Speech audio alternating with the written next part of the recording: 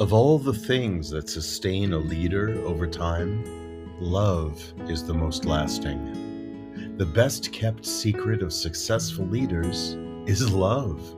Staying in love with leading, with the people who do the work, with what their organizations produce, and with those who honor the organization by using its work.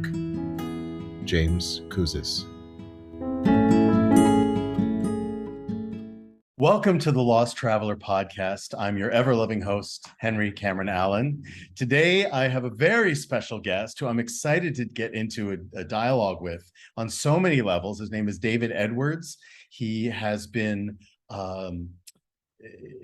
he's an author, right? You're a published author. I'll put a link to your information and your website in the description. But you're all about transformation and empowerment, finding ways to be inspired to advance to another level of consciousness and being as a human being. And so I'm really excited to meet you and welcome you to the Lost Traveler podcast. Thank you for being here. Henry Cameron, it's a pleasure. Thank you. So tell me a little bit about, you're based in Spokane, Washington. Is that where you were born, or is that where you ended up?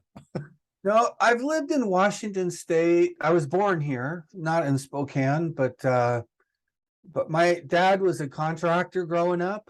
And so we moved a lot, where the work was, kind of a thing, right? Yes. And so we lived mostly, though, on the West Coast of the United States. And I keep going back to Alaska for some reason. And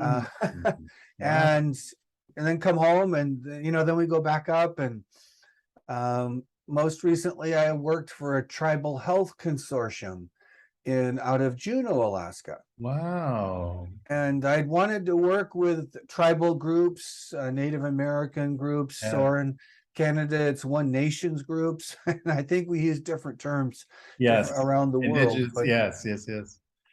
Indigenous peoples.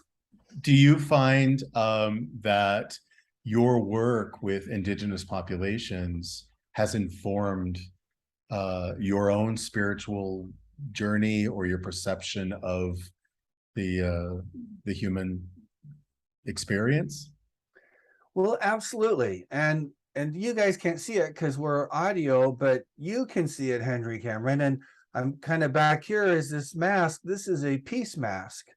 I worked in Nigeria with the Yoruba people, and I love this mask when I was talking to the artist about it, because he said there's 4 big tribes in Nigeria, but there are like 400 little tribes. Right. And it's kind of easy to forget about those guys. Yeah. But he said the idea of this is like a bunch of these tribes, some big and some small, playing music, and how we have to play music together. And when we do that, there's harmony.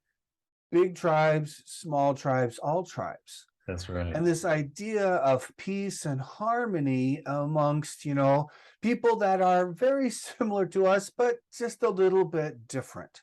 Right. And I always love that idea. And whether it be in Indigenous people in Nigeria or in Alaska, there is a sense of spirituality, of closeness to the land. And candidly, what appeals to me in a healthcare career has been this idea of you are a whole person. Yes. And so we had a hospital, we had, dental care and optometry and physical therapy and all the normal Western medicine stuff. But we also had a significant and integrated presence of behavioral health, so the mind, and we had a sweat lodge behind the behavioral health building. That's because that was a part of the culture, and that was a part of them as whole people. Yeah. And so we honored and respected that sense of I'm a whole person, and as a healthcare system, we want to engage with you as a whole person.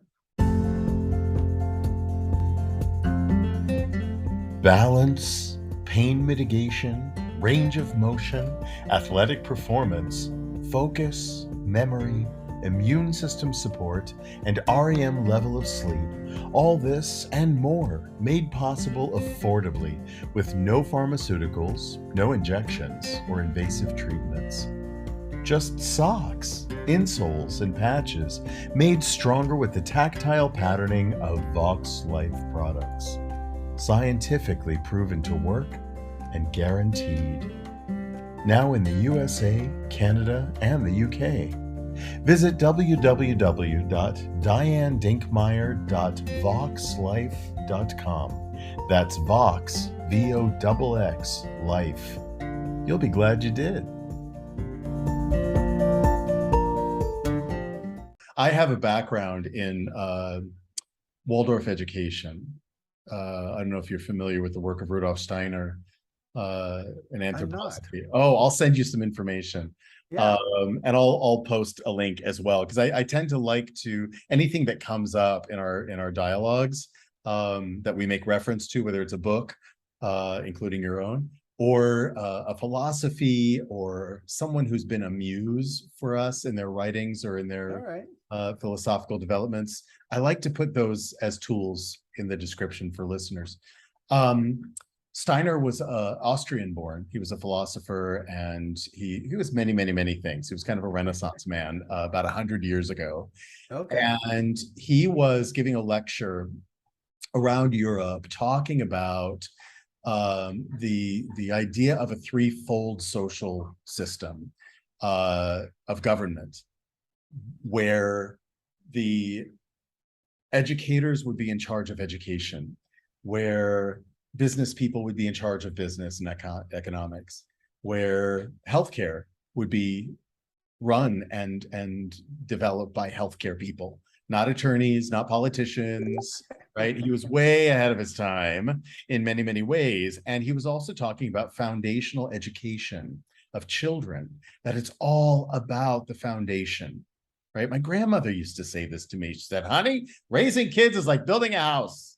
It's all about the foundation. If you have a strong foundation, the house can burn to the ground and you can build it up again. But if you start with a weak foundation, then that house is doomed to collapse in on itself at some point.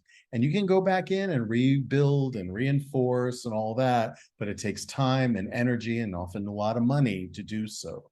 Better start and invest in the foundation years.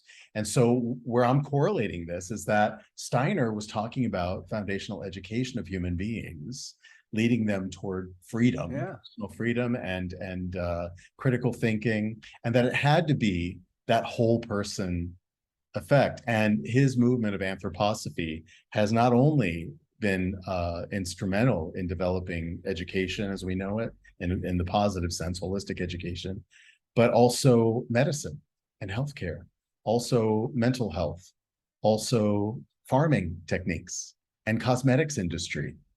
It's really amazing how it's touched every aspect of our human experience, but it's a quiet movement. Nobody really knows about it. My theater company, I have a couple of colleagues and I who are developing a world touring theater company called the Luminos Project. And the whole mission is to explore through theater the dance across the threshold between the human physical and the human spiritual experience, the liminal space, right? The space between spaces, in order to integrate them into one whole being. There you go.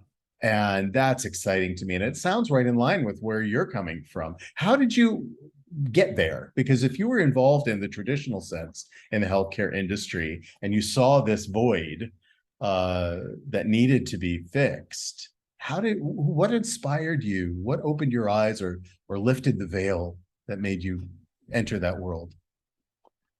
Oh, that's a good question.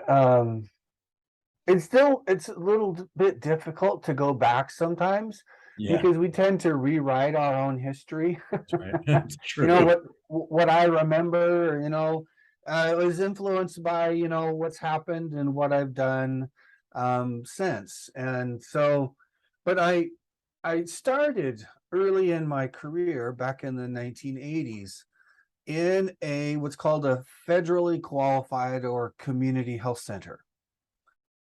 And this place was pretty interesting. I mean, more so than I ever gave it credit for back in those days.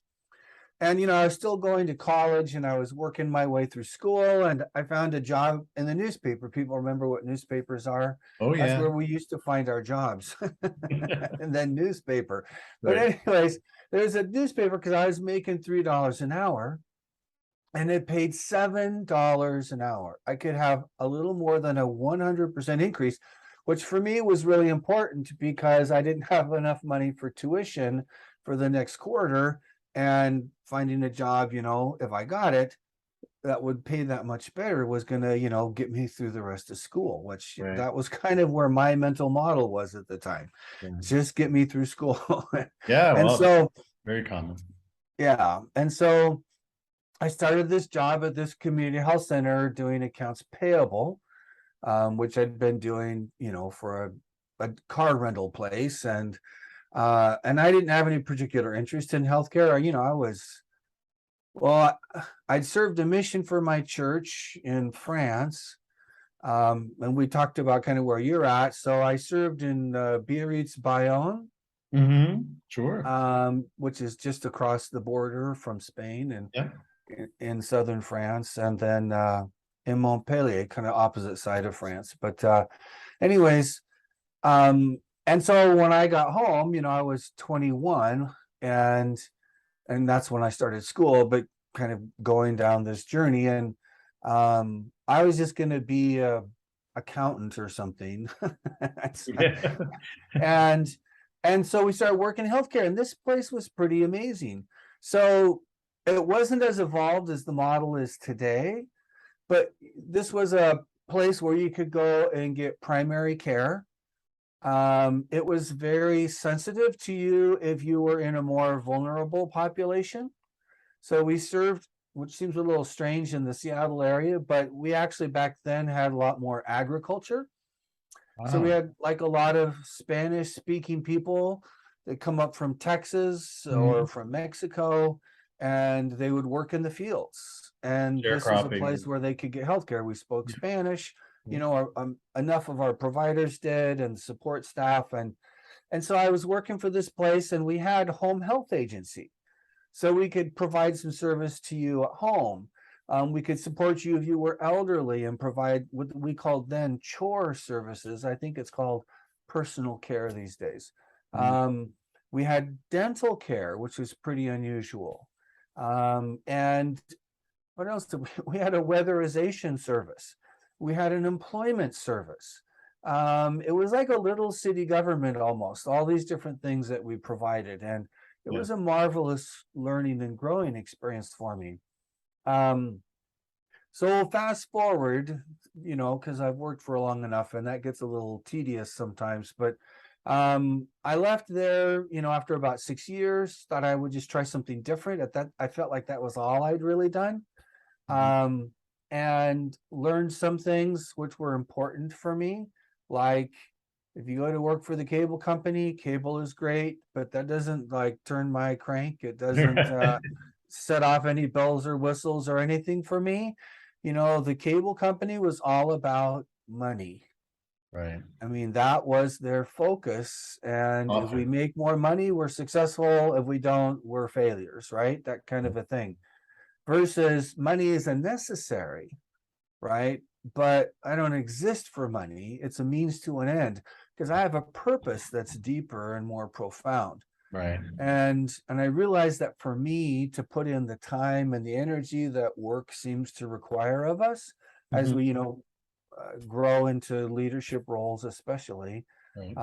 that's really important. It has to connect with my own values, my own sense of purpose and mission. And so we're talking about how I kind of got into this mode. So I worked in cardiology for about 11 years, which was really cool. Very unusual. It was a care, education, and research. So we tried to advance and create new knowledge. And then we tried to share that knowledge with as many people as possible so that it could be applied. Right. And then we tried to apply it ourselves in practice. And it was a beautiful, wonderful thing that in a changing world of healthcare in the United States, lost its way. It didn't lose its way, but the environment became so focused on money as opposed to mission, and then money as a means to an end, Right. that the forces that be, the cardiologists in certain groups who supported this institute, could no longer do that and felt like they needed to have the money that it made in their practice. Right. And that the education and the research and things that were going on were less important than that revenue in your pocket. Profit. And so, it was subject to those kinds of market forces, which happens sometimes. Yep. And so this is during this kind of an interim time. I went to Africa and worked over there. I was reintroduced to a community health center, and there was a little one in Idaho that was just starting up. I mean, there had been a free clinic on like Wednesday evening that a bunch of generous people just got together and said, hey, we'll provide care Wednesday night in this building, and it's free. Come on by if you need it. Mm-hmm. And they thought, this is great, but we need more. There's so much demand. There's so much unmet need in the typical, healthcare systems that are available, that we need to expand this and make it a little more formal. And so I was a part of helping to kind of start up and get this little health center going. And it kind of introduced me to this idea, because I'd been working in cardiovascular for quite a while at that point. But this idea that, no, you're a whole person. You got a mouth, you got a mind, you got a heart, you got fingers, Right. ear, nose, and throat, all that stuff. And it's connected. And when I went to Africa, it really reinforced that idea.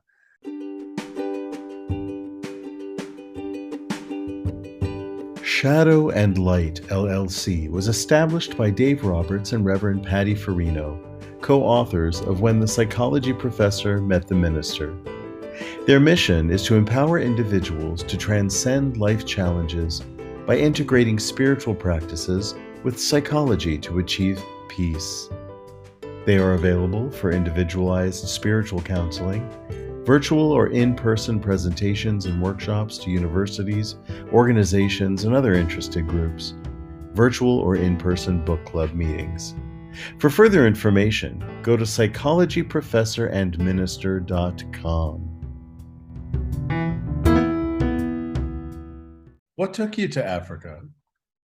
Like what? How did that I happen? was looking for different opportunities. Mhm. And this, it was a Catholic charity that Mhm. had some work over there. There was a Chief Bode Akindele, who was a legitimate tribal chief, but it was also a very successful businessman. Mhm. And he wanted to give back. And so he had built a hospital, if you can believe it. Yeah. And he needed some help, though, because he didn't know anything about healthcare. And in Nigeria, there's very little formal kind of healthcare infrastructure. I mean, just as Especially an in the example. countryside and outside the urban centers. Oh, yeah. Well, even there. So Ibadan is a city of roughly 5 million people. Oh, wow. So, and nobody knows that because, they don't birth you and get you a social security card Right. and count you. You're just born. And, there's no every 10 years census or whatever. And so, but, Nigeria is the most populous country in Africa. Yeah. And so this was a good sized city, lots of people, but it was kind of in the tropical jungle. So it wasn't on the coast. Sounds kind of familiar, but Yeah. Yeah. but We're not there aren't a tropical lot of either. mountains there or anything. So it was just kind of these rolling hills. So what we'd see is, rusty tin roofs going up over this hill and down the other side, and then up the next hill and down the other side, and it went on for miles. Wow. But anyways, there was a university, the University of Ibadan. So, this is a big university with many thousands, maybe tens of thousands of students. And it was the major medical training center for that part of Nigeria. Mhm. One of the chief's businesses had an employee who got into an accident. So we took him to the university because we weren't open yet for, normal business. And and so we brought him in and they said, "Oh, we're out of x-ray film. So you guys, since you're here with the patient, you get to drive around town to all these little shops that might have x-ray film, and this is the size you need in order to get an x-ray of this part of the body. And when you find it, bring it back and we'll put it in and we'll get x-rays and we'll go from there." And that was not at all unusual. Yeah. And so it was very rudimentary in some ways, but it was still based, there was a cultural aspect that you were a whole person.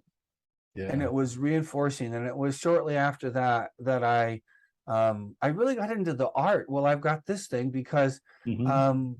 I really love the culture and studying the culture and the history.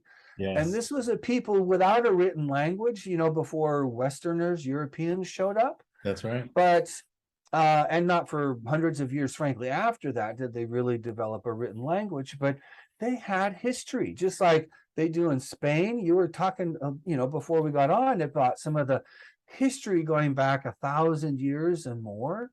Yeah. Well, these guys have history very similar, Oh, but without a written language. They have stories and they have what are bronze castings. And I mm, don't know if I have one. I know I have one. I don't know that I have it up on my yeah. at the bookshelf here, Oh, but they're very, very famous, the bronze castings that they come are, aren't they? And this from is where they're Nigeria and recorded. Benin. Yeah. Yeah. Exactly. Well, see, I'm glad you know this. Most people have never heard of Benin and, kind of been to the British Museum, for example, where they have this beautiful, spectacular display of these castings that they in their, I don't know what, it was a different age. So, Yes. Well, and I love that the British Museum and others are starting to return these treasures to the people that they were stolen from during the colonial period.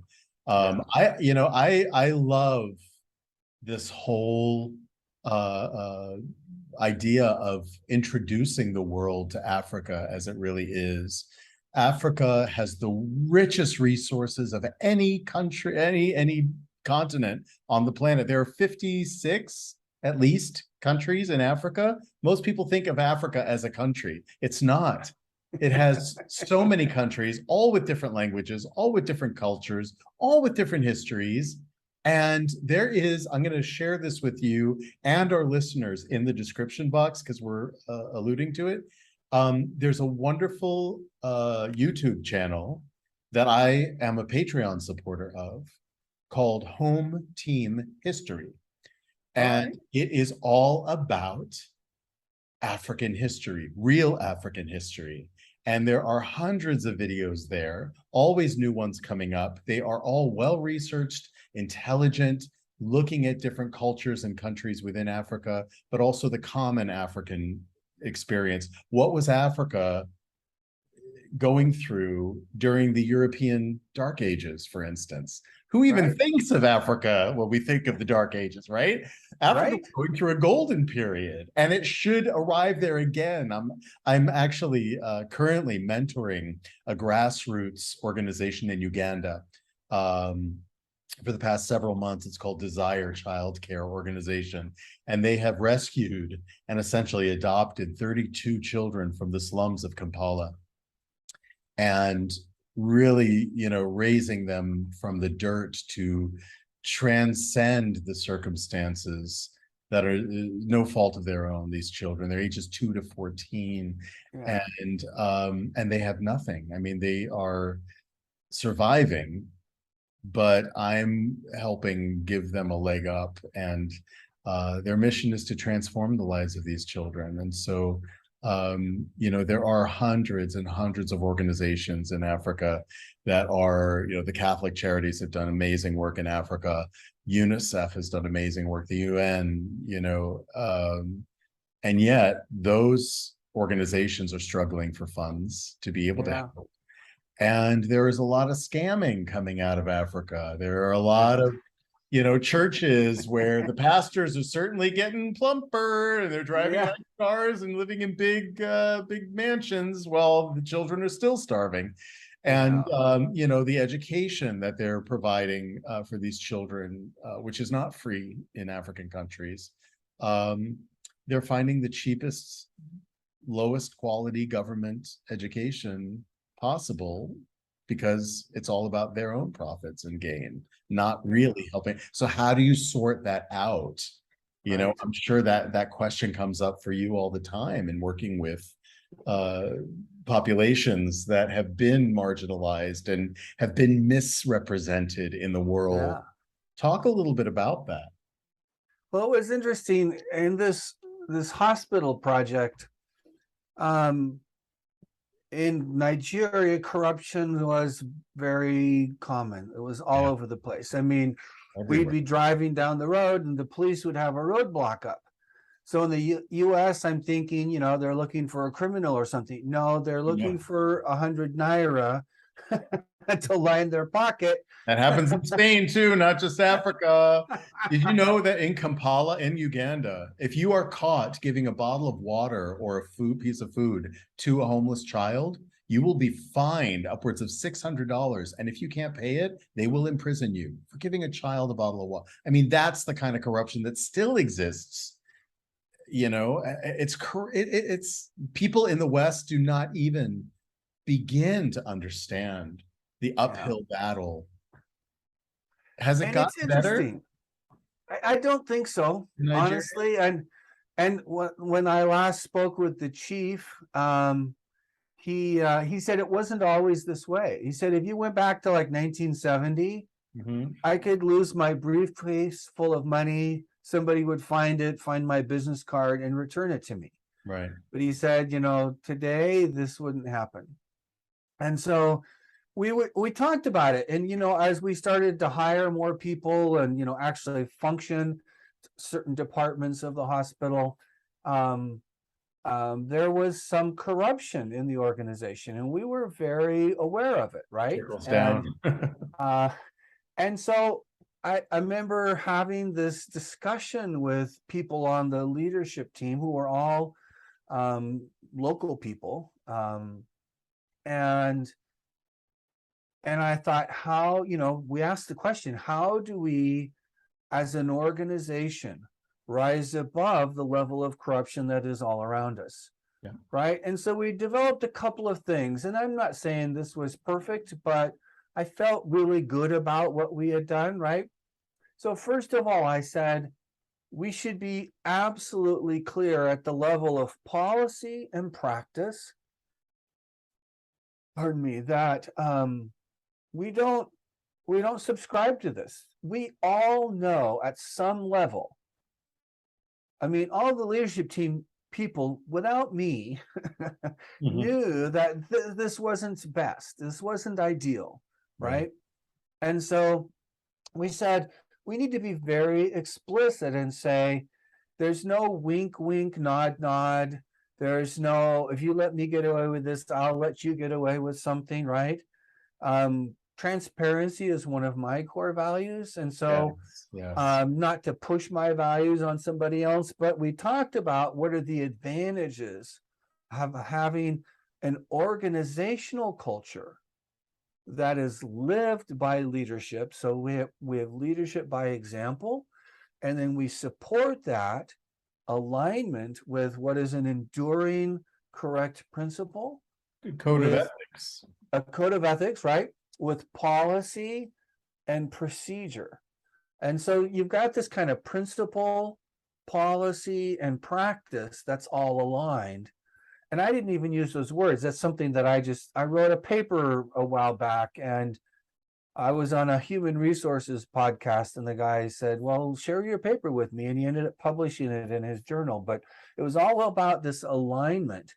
And so we then went to the board and we talked about it, and we said, you know, this is a part of our culture. We know this. So how do we counteract that? So we as an organization lift up our community a little bit so that we're the exception, not the rule. For years, I've turned on the television and the internet and have felt bombarded with messages of support, begging for money to support children in Africa, Afghanistan, India, all over the world, war-torn countries. Children are starving, not only for food, but for education and love in some cases.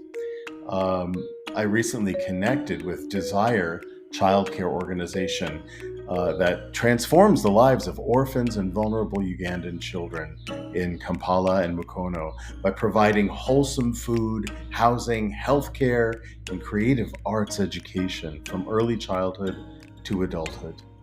Won't you join me in helping save orphans and vulnerable children? We can do it together, one organization at a time. I chose this one. Visit desirechildcare.org for more information. Thank you. So we were explicit in our expectations. We were consistent in the policy and application. And then we adopted a formal policy of servant leadership. So leadership at Aramed, which is the name of the organization, is not about me getting ahead or me making more money or me being powerful or being in charge. It is about serving in a role that benefits all of us fairly. It's about fulfilling the roles that we think that we're best at because that's where we're of the most service. And it's about giving to one another and transparency. And so we adopted a formal policy. So the board of directors, the governing body, the people who were out begging for money and providing some of the money were on board with this. The leadership was on board, and then, the staff. And then, of course, as soon as you do that, and I'm feeling like, man, this is good. I'm proud of this. This is a move in the right direction. Somebody tested our application because, there was some thieving going on. And one of our more educated staff, we fired. Because we said, we've been very clear about this. You know what the expectations are. That's right. And if you're going to go forward and move like this, then we're not going to tolerate it. And we kind of made it public because it had to be known so that people would say they're serious about this. Yes. Well, it affects your reputation. It affects your reputation as a company, and it gives people who are going to invest in you confidence that you are walking your talk, right? That's so important. How would you say that somebody, just an average Joe or Josephine in the world, can take this same principle of having a manifesto or a code of ethics for your own personal life and affect it in the world to build others' confidence, first your confidence in yourself, but also and putting that into a clear I'm gonna say box, right? Because we tend to compartmentalize ourselves and separate things out, but we are, as you say, a whole person, right? And very often when I was in high school, I wanted to make a t-shirt for myself that said "too big for the box," and meaning that that we tend to want to shove other people into prefabricated boxes that somebody designed, but not for this body, right? The box I'm talking about is the one that you create that does suit your structure, that does suit your philosophy and your personal integrity. And that's what integrity means, doesn't it? It's integrating every aspect of who you are as a whole person. I left home at 13. I was very, very lucky to have been rescued from a difficult situation at home. And for my 14th birthday, the woman, her name is Judy. She's passed on since, but she's still with me, if you know what I mean. She called me into the kitchen and said, "Happy birthday, put out your hand." Now, to me, put out your hand meant that I was going to be injured in some way. And so I put it behind me, and she said, "Do you trust me?" I said, "Yes." She said, then put out your hand. It's okay. It's safe. I gingerly put out my hand. Yeah. And into the palm of my hand, she placed a tiny little piece of paper folded up, kind of like the size you would find in a fortune cookie at a Chinese restaurant. Oh, yeah. And All right. I said, what's this? She said, it's your birthday present. You can open it. And I unfolded the little bit of paper, and on it was written the word integrity. And she said, do you know what it means? I was just turned 14. I had no idea what integrity was. She said, go look it up. Now, we didn't have Google. Right. We didn't have internet. We didn't even have computers at that time. I'm that old. Yeah. But she did have, on a heavy brass music stand in the corner of her living room, an open Oxford English Dictionary. You bet. If you didn't know what something was, go look it up, right? Yep. So I went and I flipped through all the pages and I looked for the word integrity. And the way I interpreted it was, you are a unique being. And everyone is going to tell you who you should be and how you should be, right? And it's really knowing and owning yourself and integrating every aspect of who you are, the sum of all of your parts, if you will. That's integrity. And that moment, that little word, that little slip of paper changed the entire trajectory of my future.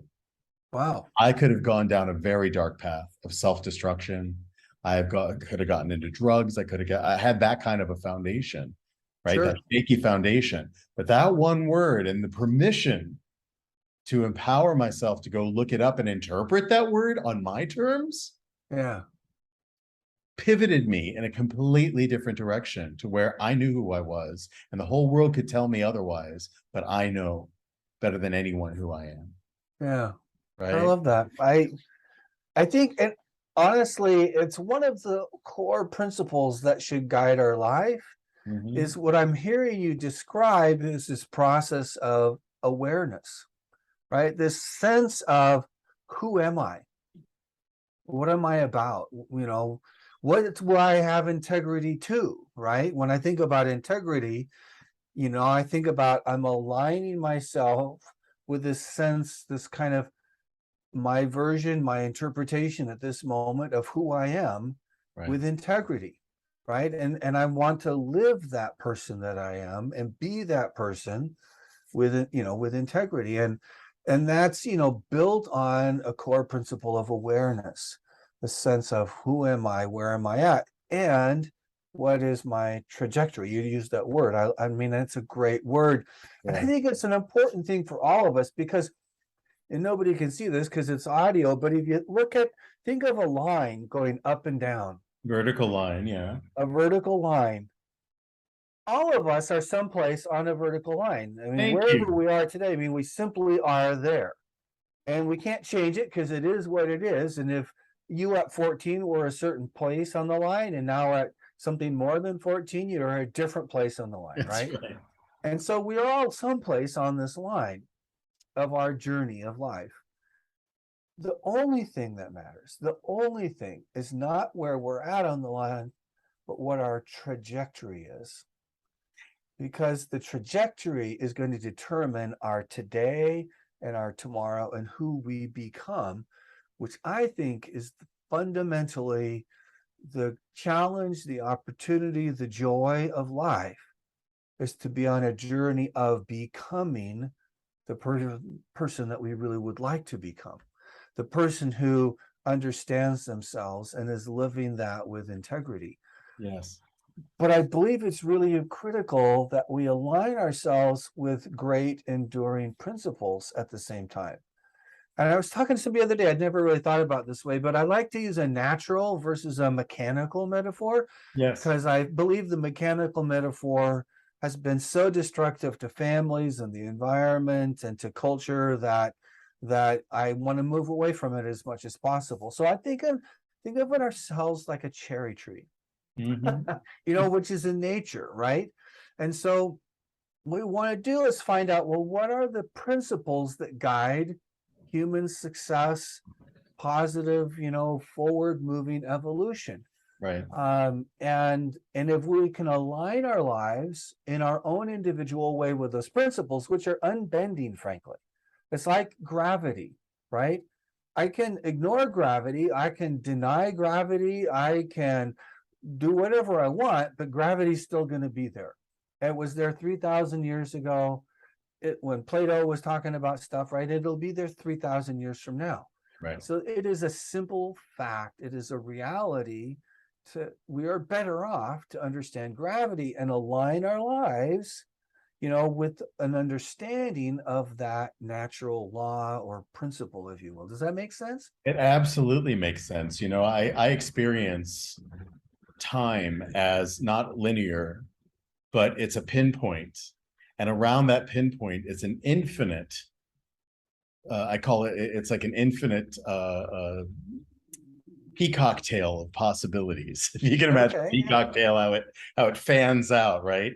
And so from this point in time and space where I am on that vertical timeline,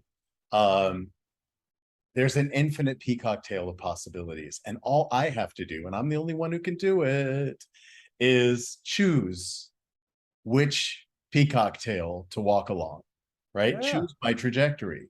Right. Now, I was just talking about this. Actually, I referred to it in my last episode, where I think of it as fifth dimensional thinking. Okay, you think of for one dimension is just a plain flat surface. It has no depth, it has no height, it has no width. It's just a flat surface. Yeah. Second dimension is the ink on the paper, right? It sits on top of, it adds dimension to it. It's just, it gives it a little bit of height, right? If you look at a microscope of ink on paper, it's sitting on top of the paper, right? So second dimension is, it gives it height and width. Third dimension gives it depth, right? And you can see, like with a cube or a cup or a bottle or whatever, you can see that it has multiple dimensions, and you can imagine yourself moving through time and space, right? Yeah. Within or to that space. You can look at a closed door, for instance, and this is a great visualization for people to imagine. If you can imagine a closed door, right? And you're on one side of the room, point A, and the door is on the other side of the room, point B. You can imagine what it would take and how long it would take for you to stand up and walk through time and space to the door. See, that's third dimension. Fourth dimension is actually getting up and moving through time and space from point A to point B, right? That's the peacock tail. You choose the peacock tail, you choose your point B, and then you move through time and space to that point B. Fifth dimension is having the courage to open the door and cross the threshold into the unknown. And anything could be on the other side of that door. That's why it takes courage. It could be a monster. It could be a portal into another dimension. It could be a war battle. It could be a pile of dog poo. I mean, it could be anything. But you're the one who can imagine and then manifest what's on the other side of the door. It all comes from your own imagining and your own capacity, human capacity. Call it a divine, the divine spark of creation within all of us, to imagine and manifest what's on the other side, and having the courage to open it and cross the threshold of the door into the unknown. Yeah. And that's how I interpret what you were saying, is that it's a fifth dimensional process of being at the door and preparing yourself to open and walk through.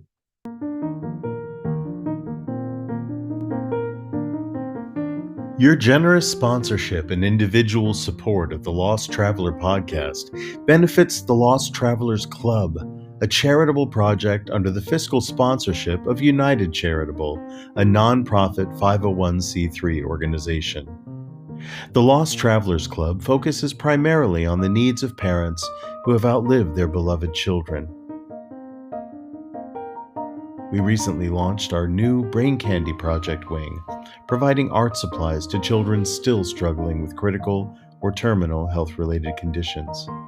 We hope to raise enough funds to launch Brain Candy, an arts and literature magazine created by and for these young people. Find out more at www.braincandy.online. Thank you.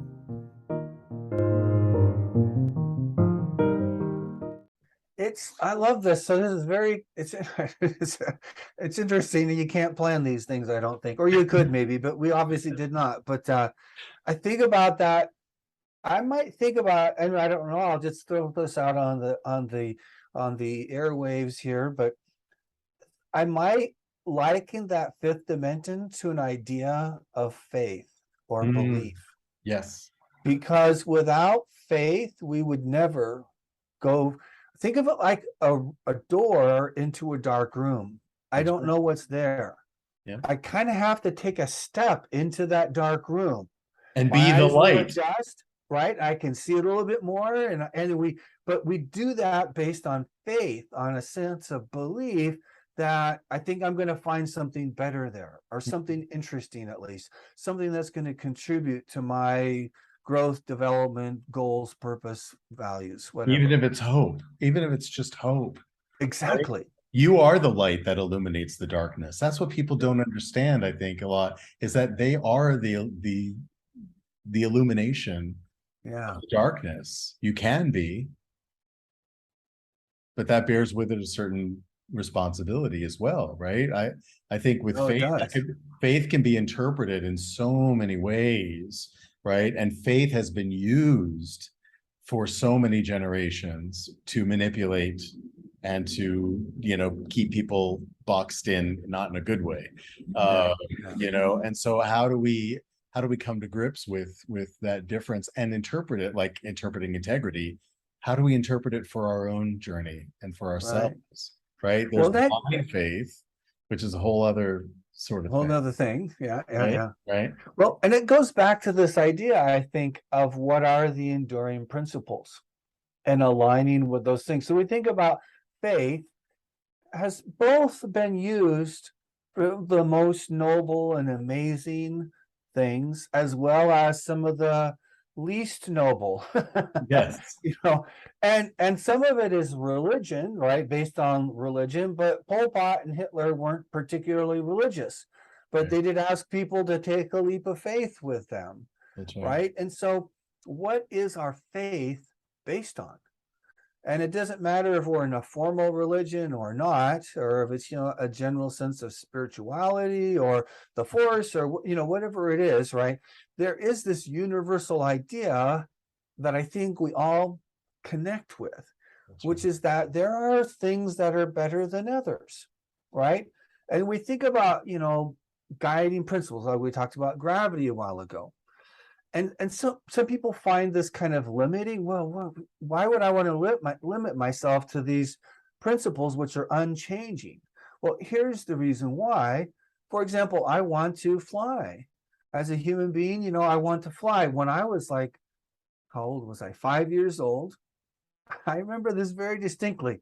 We lived in a little trailer, Yakima, Washington, and there was a split rail fence in between our little trailer and the next trailer over.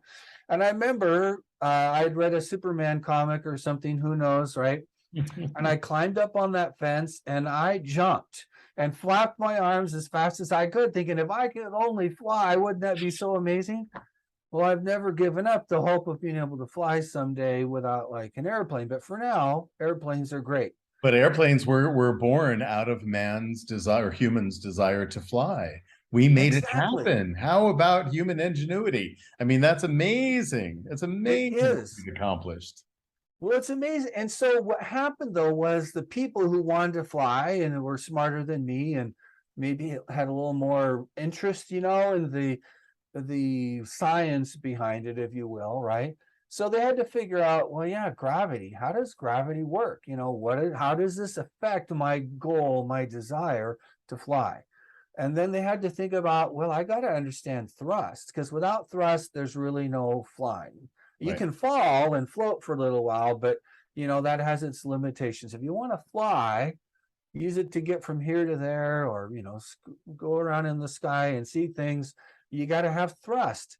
So you have these principles which are unbending, right? You can't fudge it. You can't cheat on it. You can't cram the night before, or, lie on the test because you know what? Gravity doesn't care. The laws of physics. They're just immutable.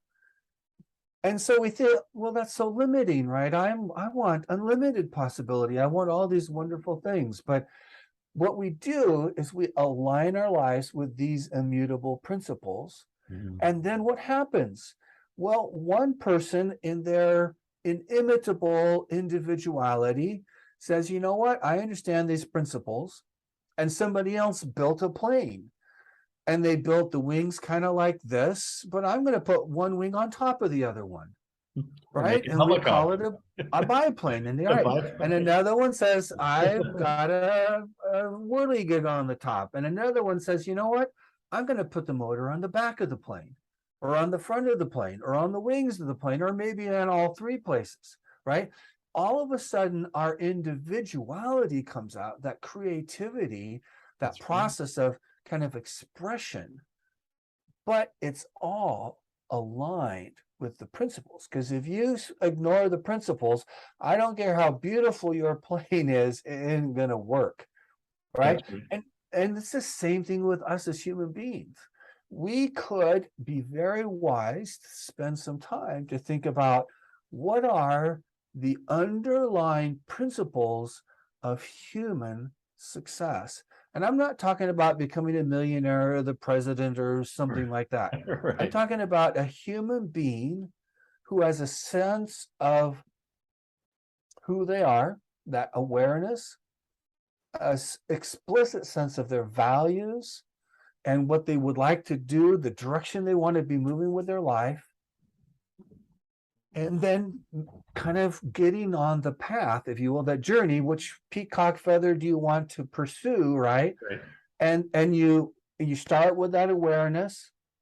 You then say, what do I learn along the way? Because you're going to make mistakes and you're going to have successes. Those are inevitable, right? So we learn.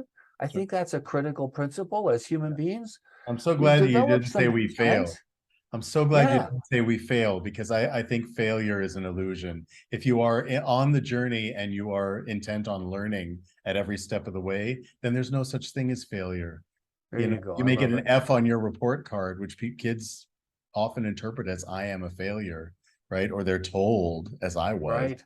that you Right. are a failure, right? And the more you hear something, the more you're apt to believe it. And the magic of our human capacity is that we can turn the journey of that peacock feather at any point on that journey can become a point B.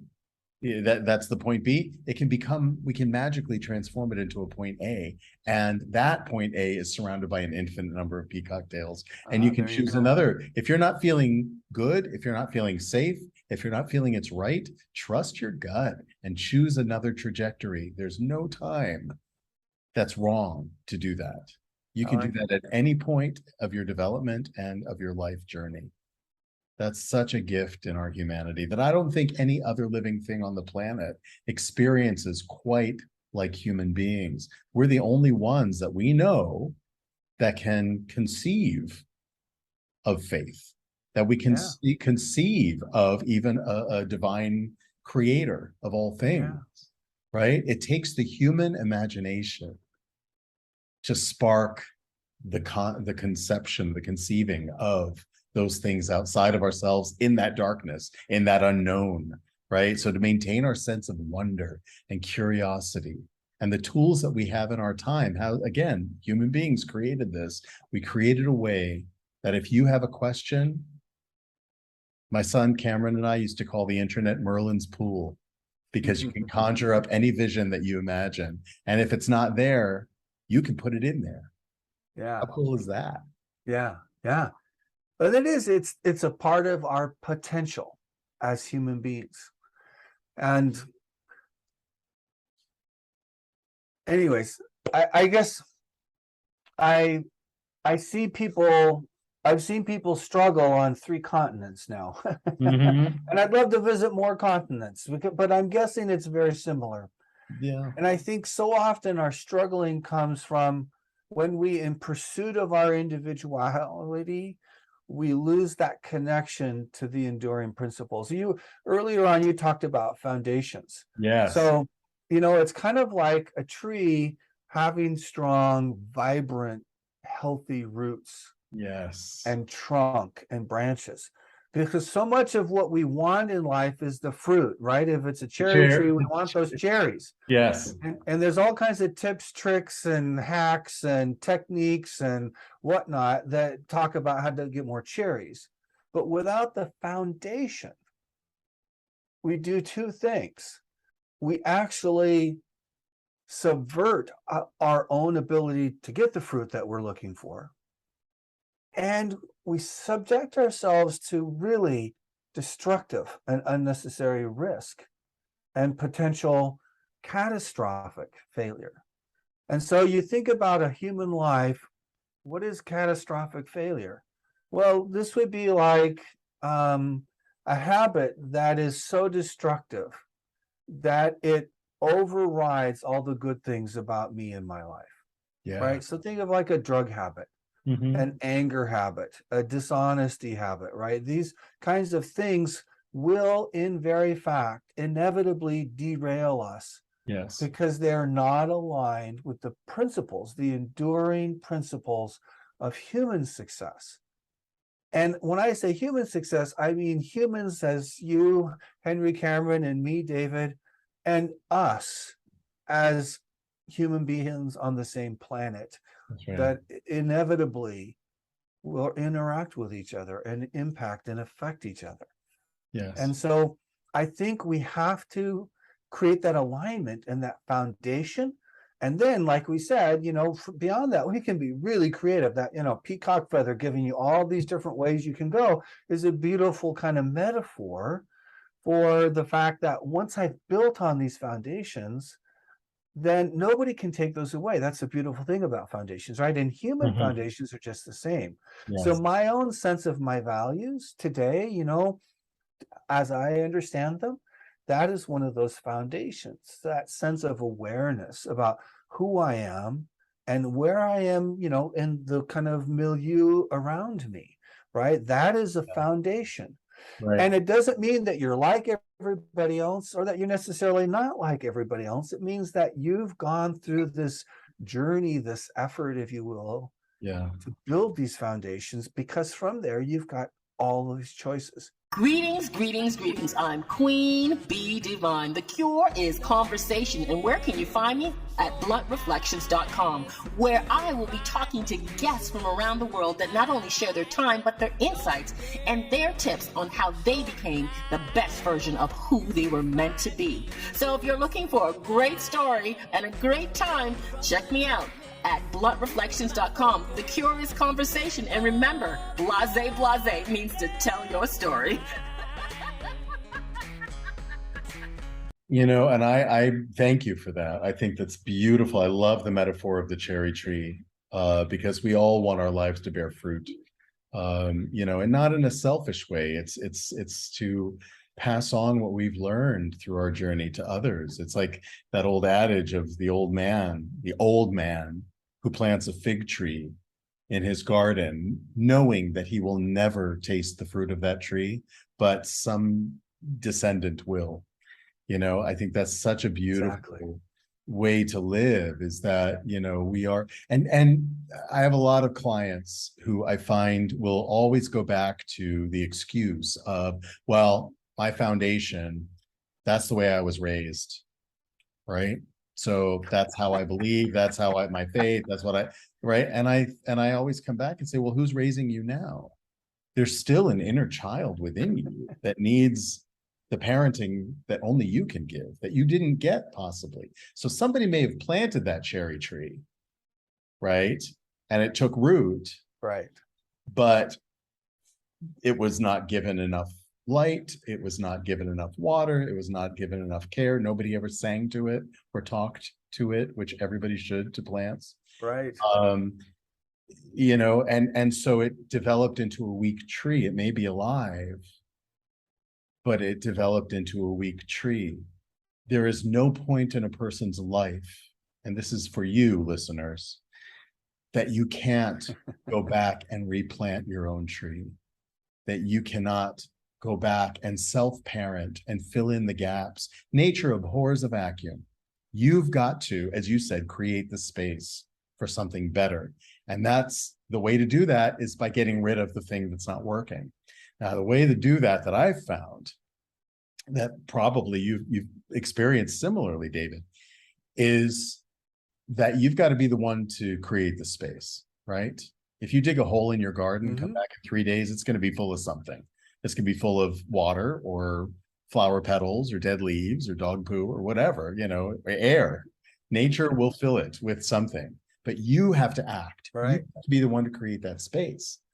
And to go back and, first of all, fault your foundation for your own misgivings. That's not taking responsibility for who you are or the power that you have to affect change. When you're focused on changing, say that you are a drug addict today, rather than focusing on changing that, what you would qualify as bad behavior, right, or bad habit that you've developed, if you're focusing on changing something negative in yourself, you're still focusing on the negative. But if you learn a new way, if you learn a new behavior, that's where all your focus and attention goes. And right. And all of that other stuff that you don't want is going to be effortlessly replaced by what you're focusing on. Automatically, effortlessly. It's a shift that you barely even notice. We have many more senses than 5. We have a sense of beauty.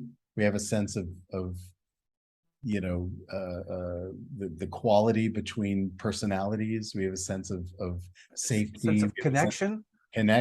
We have a sense of danger, right? Sense of humor, right? We have so many other senses. It's important to remember that, right? We have super senses as well, right? There are forces around us that influence our health and our development that we cannot see, taste, smell, or otherwise perceive with our 5 senses. Those are super sensible, right? That to me is where faith lives, is in that sense. It's in a sense that we possess, but it's beyond the light beam from our lighthouse. Right. It only goes so far before it dissipates into darkness and that unknown place, right? Well, as you're talking about that, this thought came to my mind. It's like we're talking about bad habits as it's idea, and bad feels judgmental to me, right? Yes. And another way to think about it is that, and I think this is a nice way to ask the question, does this habit serve me well? That's right. Rather than label it good or bad, say, does this habit serve me well? Is it consistent with my values? Is it consistent with kind of where I'd like it to go? Does it serve me? If it does, then great. But if it doesn't, as you said, nature abhors a vacuum. It's in my book. In fact, I use those exact words. How did I know that? How is that amazing? But maybe because that is a universal principle. And I didn't invent, and you didn't invent, and right, we talk about aligning ourselves with things that are enduring, right? Yes. This idea that I, though, am the captain of my own life. And so I get to make a choice. I've identified something through my awareness that doesn't serve me. And it may be how I was raised, right? Which maybe serves me well, but maybe there's aspects of that don't, right? Yeah. So as a sentient, conscious, thinking human being, you might go, that's how I was raised, but I don't think that's serving me very well. That's right. And then you decide, well, what would be better? What would serve me better? And focus than that current thought, habit, pattern, whatever. And then, like you said, we just replace it, right? And this is this process of you becoming a new version of yourself. And the beauty of it is that it's joyful. We're not sacrificing something, right? We are taking leadership of our life to become the person that we would like to become. And as a joyful activity, a creative activity, It never stops. It never ends. I'm 62. When I'm 82, I'll still be doing that, right? I'm still going to be becoming, and nobody can take that away, right? You ever read, oh shoot, what's his name? He was the psychiatrist, I believe, World War II. He wrote Man's Search for Meaning. Oh, yes. He's a German psychiatrist who You know, was Jewish, since I and he turned was put 50, into concentration camps. names Yeah, go out of my head, but I'll find it. I'll put a link in the description. yeah, and I've well. got his book. I mean, it's really a beautiful, beautiful book. But he talks about this idea that in the most extreme circumstances that human beings could create, which was probably a German concentration camp, Yeah. where you are completely dehumanized. Viktor Frankl. Viktor Frankl, excellent. Thank you. Yes. So, and he has this observation. He said, big, strong, tough guys, muscly, used to getting their own way, being in charge, or I'll beat you up kind of a thing, right? Mhm. These guys failed miserably in the concentration camp because all of that bluster and bravado was broken down by those who had the power. Yeah. And he said the people who survived the concentration camps were the people who had a sense of meaning beyond themselves, right? They had attached the meaning in their life to things that nobody could beat out of them or threaten them or starve them or take away from them because they were immutable. They were eternal. That sense of, if I can get out of here, I might see my children again. That's right. Right? We are eternal. We are eternal beings. We are energy. That's another beautiful law of physics, is that everything is energy, even a rock. We're all energy. And if energy can't be created nor destroyed, which is proven, well, what does that mean for the concept of death? Yeah. It's I an totally illusion. agree with you. It's an illusion, right? And everything it just changes form, right? When you create charcoal out of tree, right? That's still energy. And that charcoal still contains concentrated energy that Right. when you burn is released, right? Right. And it's released into the atmosphere, and that energy turns into a different kind of energy, right? It's a perpetual, eternal thing. And it's no different for human beings. We are part of nature. We're not separate from it.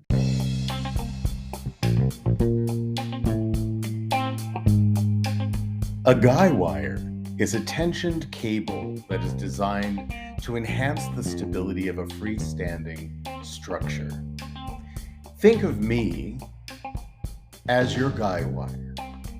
In terms of life skills mentoring, you're perfectly capable of standing stably on your own 2 feet. But I'm a cable that can enhance your stability.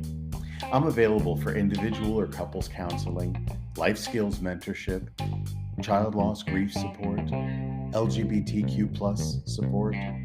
I can also officiate weddings, end-of-life ceremonies, baby namings, invocations, or whatever guidance you may need. I serve all genders, all ages. Sessions are affordable, discreet, private, and conducted online. Find me at guy-wire.org. Book your appointment today. This is a beautiful segue. I can't believe we've been talking for an hour. I could keep going. I know, it's terrible. We'll have to have you back for a part 2. Because this is all so important and right in line with the frequency that I think a lot of people are longing for and looking for and putting out there as well. We're finding these matching frequencies where we can bring when you want to learn how to cook, say you want to learn how to, the art of Chinese cuisine, you're going to go find somebody who knows how to cook Chinese, and they're going to teach you. If you want to learn to play the violin, or if you want to learn a sport, or if you want to learn how to become an attorney or a doctor or whatever, you want to learn a podcast host, you go and find someone who's an expert in that particular skill to teach you. And that's why I'm bringing together in this forum experts in one life skill or another, or sometimes multiple, to share their tools, to say, hey, this is something I can use. This I resonate with. That frequency I can understand, right? And I can synthesize this tool with my tools that I already possess and create a new tool for my life from this point forward, There right? you go. So I always ask my guests as we wrap up to reflect a little bit on the things that we've talked about today and offer as a gift 3 practical tools that our listeners can walk away with and think about and play with, right? 3 practical tools that they can apply that you know have worked for you. And it could be something that we've touched on already today, or it could be something that we haven't yet. Yeah. So I think as a practical tool, I think we're very wise to build foundations. And one of the core foundations as human beings is to make our own core values explicit. Write it down. Write it down. Well, and I suggest there are 3 steps. One is you would take your top 5. So go through a process and say, what are my top 5? In other words, if, everything went to hell in a handbasket, these are 5 values that I would hold on to. They are core on how I define myself, how I see myself, that I think are really important. So this isn't your parents' values, or your friends, or your partner's values, or Government, the philosopher, right? political party. David's values. So top 5. And then I invite you to, I don't know, maybe this counts as 3 things, but define it. So I used earlier in our conversation, I used transparency. So I have to define that for me. What does transparency mean to me? This isn't a paragraph or, a 3-page essay. This is a line or 2. This is what that means to me. Then you need to describe what that looks like. What is the behavior that I can incorporate in my life that reflects that value as I have defined it, right? It's all very personal. And then the third thing is to say, so what? Why am I better off in my life by having defined this value and described how I will live it? Why does that serve me better? And if we can do those things, I was shocked in my research at the research behind values. Yes. If we can do these things, which doesn't take forever, doesn't cost anything, just a little bit of our time and energy, we will typically tend to greater purpose and meaning in our life. It's those foundations. We will have more well-being in our life, that sense that my life is going in the right direction. I will avoid fuzzy thinking, languishing, apathy, and regret, and enjoy greater focus and clarity in my life. To me, what gifts those things are, and this is a very simple thing that we can do. Anybody can do it, no matter where you are. Okay. And 5 years from now, these might change. Hallelujah. Because you are becoming a new you. Yes. Through this joyful process of life and aligning ourselves with these principles. I don't know if that's 3 gifts or 1, but I leave that. I think it's very powerful as a foundational idea for us as human beings. I absolutely agree. And I do think that qualifies because it takes you on a journey, and there are 3 checkpoints, right? And it reminds me of I remember earlier I was talking about my experience in Fiji, the exercise that I gave them, because I asked them, what do you want? What do you want for the future of your country and for your children and future generations and for yourself? And it was a really tough thing. It took forever to get even one person to list the things that they want. That's a hard thing. It's a hard ask. And I said, okay, so here's what we're going to do instead. I want you to make a list of the things that you know that you don't want. That took 5 minutes, and they each had Yeah. a list of like 20 different things. I know I don't want these things, right? Right. And so I said, now that you've written these things on the left side of your paper, on the right side of your paper, directly across from each one of those items, write the opposite of that point, right? If you don't want ill health, what's the opposite of that, Right. right? And go Oh, wow. down your list. And when you found the opposite of each one of those points that you know that you don't want, tear the paper in two and get rid of that list of the things you don't want. Burn it, get it off the planet, right? There you have your focus of the things that you do want. And now is the time to start manifesting those things, right? So take that piece of paper, fold it up, put it in a little like Altoids tin, or some little box, a metal box, because, you don't want it to degrade. Go out into nature and find a tree or a shrub or some place that only you know, dig a little hole and plant that seed in the earth. Cover it up, put a stone on top of it. And every time you achieve one of those things in your life that you want, that you've manifested, go dig it up, cross it off your list, fold it back up, and replant it in the earth. That's another exercise that I think people can really benefit from. And it also puts you in touch with nature in a very profound way. The cycles, the laws of nature, right? There you go. Plant something in the earth, it will grow. An organic thing that came out of you, will plant it in the earth and it'll grow. So thank you. Awesome. Thank you for this hour. Thank you for your wisdom and your continued journey along your particular string of peacock feathers. And we will meet again on another peacock feather another time. Awesome. I would love to have you back. This is a lovely conversation that I want to continue. Good.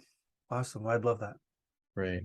So listeners, thank you for joining us, and do look in the description for links to David's website, and I'll also put other ways that they can reach you if they have questions.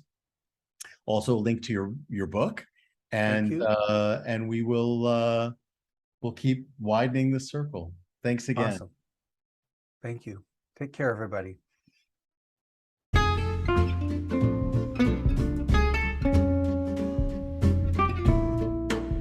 You've been listening to Season 3 of the Lost Traveler Podcast with your host, Henry Cameron Allen. Visit me online at www.henryallen.org. Thank you to all my guests, and thank you to my listeners all around the world. I couldn't do this without your support. Let's keep striving for a better world together.